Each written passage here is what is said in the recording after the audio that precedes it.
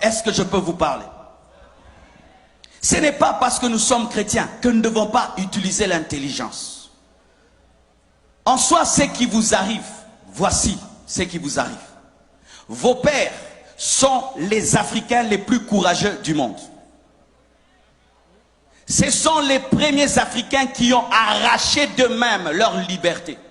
On ne leur a pas donné, ils ont arraché.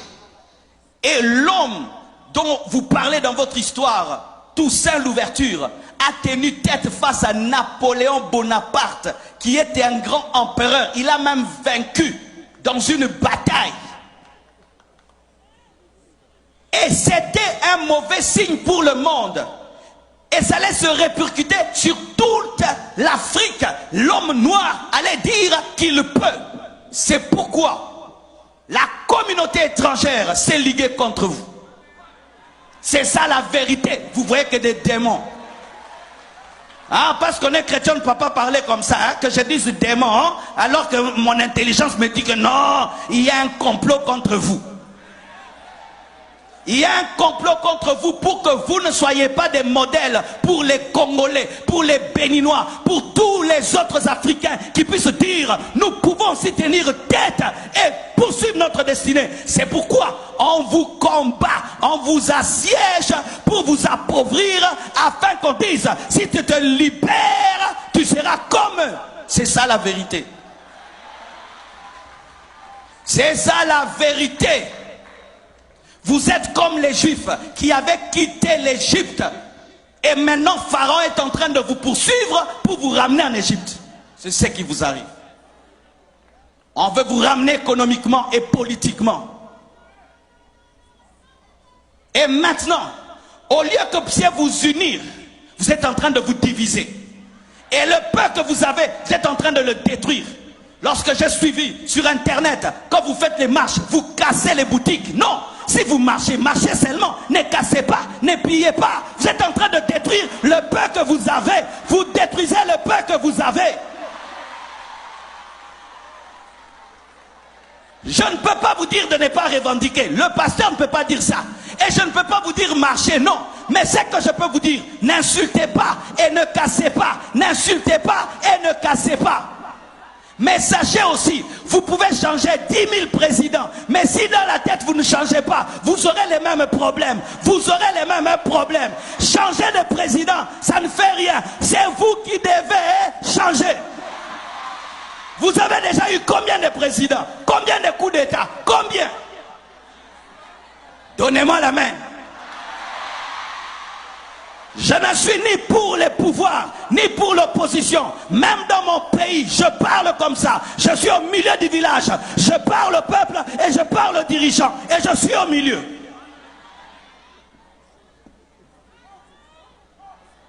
Tu marches, tu viens dans ma boutique, tu me prends tout. Est-ce que ça c'est marcher encore? Tu marches et puis tu brûles ma voiture. Ça c'est encore marcher. Qu'est-ce que moi je t'ai fait? Qu'est-ce que ma voiture t'a fait? Qu'est-ce que ma boutique t'a fait? Ne commettez pas l'erreur que nous on a commis au Congo. Vous savez ce que nous on a fait au Congo? On a marché comme ça et puis on a pillé. On a pillé les plus grandes entreprises. On a pillé la zone industrielle. Et notre économie a reculé fois 100. Et la zone industrielle aujourd'hui est devenue une zone résidentielle.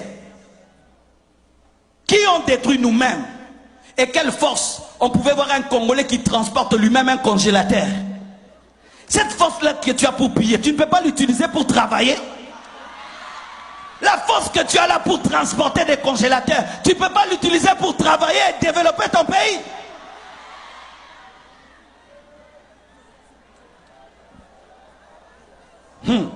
Écoutez ceci. La Bible dit, Marc 3, versets 24 à 25. Si un royaume est divisé contre lui-même, ce royaume ne peut subsister. Les métis de leur côté, les noirs de l'autre côté, les métis de l'autre côté, les noirs. Vous tous venez de l'Afrique, amen, hein? Venez de l'Afrique. Vous êtes des Africains qu'on a posés sur cette île, amen, hein? Arrêtez de vous diviser. Arrêtez de vous diviser. divisés, vous avez une même vision, une même destinée. Arrêtez de vous battre dans le bateau, vous risquez de renverser le bateau et vous tous vous allez mourir. Arrêtez, mettez la paix et mettez les intérêts collectifs en avant. Cessez de mettre les intérêts personnels en avant. Un royaume qui est divisé contre lui-même ne peut subsister. Une nation divisée contre elle-même, cette maison plutôt, ne peut subsister. Faites attention de vous diviser et de vous détruire alors que vous êtes en train de jouer le jeu de vos ennemis. Le jeu de vos ennemis, de ceux qui ne sont pas là mais qui sont là. Pendant que vous déchirez, vous êtes en train de jouer le jeu de Pharaon. Si Israël, pendant qu'il devait traverser la mer Rouge, commençait à se chamailler, Pharaon allait les rattraper. Et vous, au lieu de traverser la mer Rouge, vous vous chamaillez, vous vous chamaillez, vous vous chamaillez. Et puis Pharaon vous attrape et vous ramène en servitude. Vous qui avez étudié, vous qui êtes des têtes pensantes, utilisez votre intelligence avec le Saint-Esprit pour développer votre nation. C'est pourquoi l'Église ne doit pas engendrer que des pasteurs, doit engendrer aussi des juristes, des économistes, des professeurs, pas seulement des pasteurs et des prophètes. On ne doit pas seulement avoir des pasteurs. Toi tu seras pasteur, toi tu seras pasteur. Non, toi aussi tu seras ministre, toi tu seras avocat, toi tu seras aussi. Nous ne devons pas seulement avoir pasteur, pasteur, pasteur, pasteur. Nous ne devons pas seulement engendrer des églises, nous devons aussi engendrer des entreprises, pas seulement des églises, des écoles, des hôpitaux, des entreprises, pas seulement des églises. Nous devons avoir des chrétiens qui sont des sénateurs, qui sont des députés.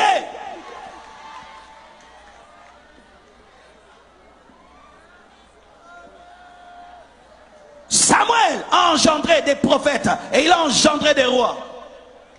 Il n'a pas seulement engendré des rois, il a engendré des prophètes. Pas seulement des prophètes, des rois aussi. Mais nous, l'Église, nous n'engendrons que des prophètes. Et quand on a des problèmes de royauté, on n'a personne.